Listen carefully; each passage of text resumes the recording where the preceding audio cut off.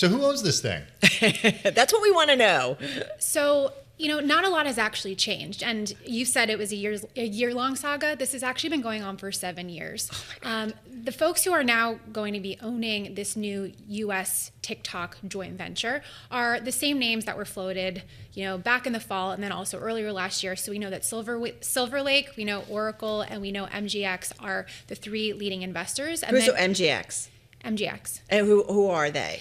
They are a Saudi investment firm, and so they are, they are, I think, one of the only ones, if not the only one, that's not actually an American investor. So when we're talking that this new venture is majority American investors, that is what we mean by this. But so the owners are this group, and then also we've got existing ByteDance affiliates.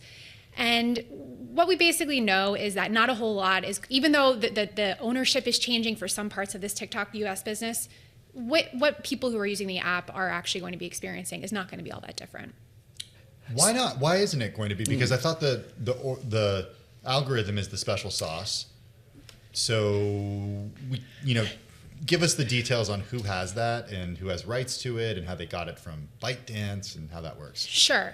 US TikTok users are not going to need to download a new app. That's, I think, more what I meant when I was saying that the experience won't be different. However, ByteDance is going to be leasing a copy of its algorithm to this new US joint venture, and that joint venture is going to be responsible for retraining the algorithm on US user data. This is all very wonky. So if that is the US user data, is the algorithm going to be as impressive moving forward, because that is the special sauce it's a great question, and I think that's what everyone is waiting to see is, are we going to be seeing different things on the app? One thing that's really important to note about these new owners is that this new US joint venture is responsible for content moderation. So they're going to be the ones deciding what people are seeing on the app. If there is any sort of change as far as what people are seeing on the app, my big question is, will we know? See, what I'm curious about is, where are the servers? Who has access to all of this? And my understanding is ByteDance, it complies with the national security law that mandates ByteDance reduce its ownership of TikTok US to less than 20%, but there's still ownership.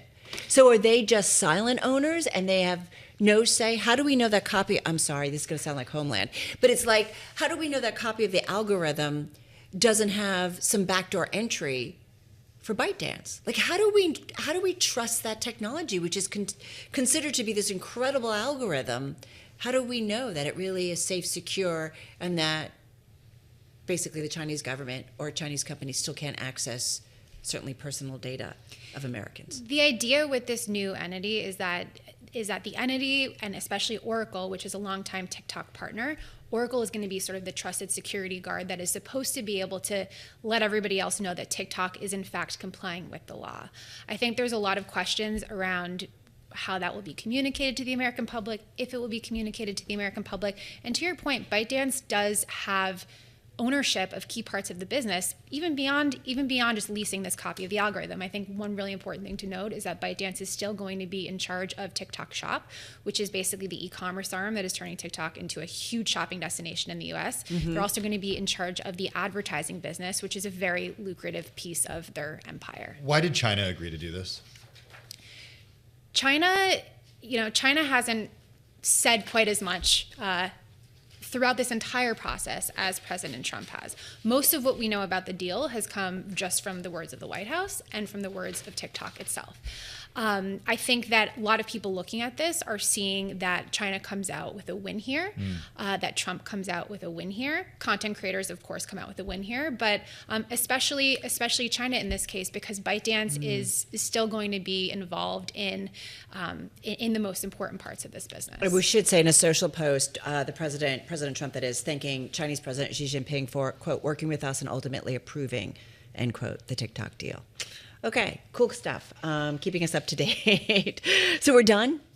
Famous last words. Okay. Famous last words.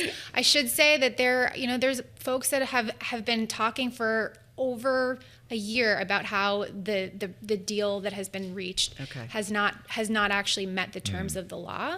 I think that the question is whether any of those voices, any of those people, including members of Trump's own party, will have the political appetite to actually do something about it. I was on the Hill earlier this week meeting with some folks, and it doesn't seem like there's going to be the political will to do much of anything from here.